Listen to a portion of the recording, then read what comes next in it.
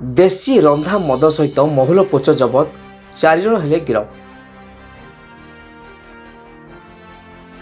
କେନ୍ଦୁଝର ଅବକାରୀ ଅଧୀକ୍ଷକ ଶ୍ରୀ ତେଜରାଜ ଜାନୀଙ୍କ ନିର୍ଦ୍ଦେଶକ୍ରମେ ଆନନ୍ଦପୁର ଅବକାରୀ ରେଞ୍ଜ ଥାନା ପକ୍ଷରୁ ଅବକାରୀ ନିରୀକ୍ଷକ ଶ୍ରୀ ବ୍ରଜମୋହନ ମଲ୍ଲିକ ଏବଂ ହାଟଡି ଅବକାରୀ ଥାନା ଷ୍ଟାଫମାନଙ୍କୁ ନେଇ ଗଠିତ ଏକ ସ୍ୱତନ୍ତ୍ର ଟିମ୍ ଆନନ୍ଦପୁର ଥାନା, ନନ୍ଦିପଦା ଥାନା ଅନ୍ତର୍ଗତ ଫକୀରପୁର, ବାହିଆବାରଦଣ୍ଡା, ପୁରୁଣାପାଣି, ଘୋଷରାପଦା ଅଞ୍ଚଳରେ ଚଢ଼ାଉ କରି 319 ଲିଟର ଦେଶୀ ରନ୍ଧା ମଦ ସହିତ 3200 ଲିଟର ମହୁଲ ପୋଚ ସହିତ ଏକ ସ୍କୁଟି ଜବତ କରିବା ସହିତ ଉକ୍ତ ଗ୍ରାମର ସୁଜିତ ଜେନା, କାହ୍ନୁ ମୁର୍ମୁ, ବିଷୋଇ ହୋ, ନନ୍ଦ ହୋକୁ ଗିରଫ କରାଯାଇଛି।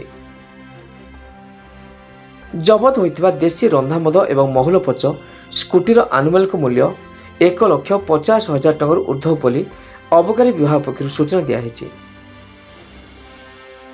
ଉକ୍ତ ଚଢ଼ାଉରେ ହାଟଡି ଅବକାରୀ ଥାନା ସହିତ ଉପନିରୀକ୍ଷକ ଶ୍ରୀ ସୁଶାନ୍ତ ରାଉତ, କନେଷ୍ଟବଳ ଜଗମୋହନ ବେହେରା, ଆରତୀ ବେହେରା, ସୁରେଶ ବେହେରା ଷ୍ଟାଫ ମାନେ ସାମିଲ ଥିଲେ। ଏନେଇ ଆନନ୍ଦପୁର ରେଞ୍ଜ ଅଧିକାରୀ ଥାନା ପକ୍ଷରୁ 1 ଗୋଟି, ହାଟଡି ଅବକାରୀ ଥାନା ପକ୍ଷରୁ 4 ଗୋଟି ମାମଲା ରୁଜୁ କରାଯାଇଛି। Bureau report, OTN TV।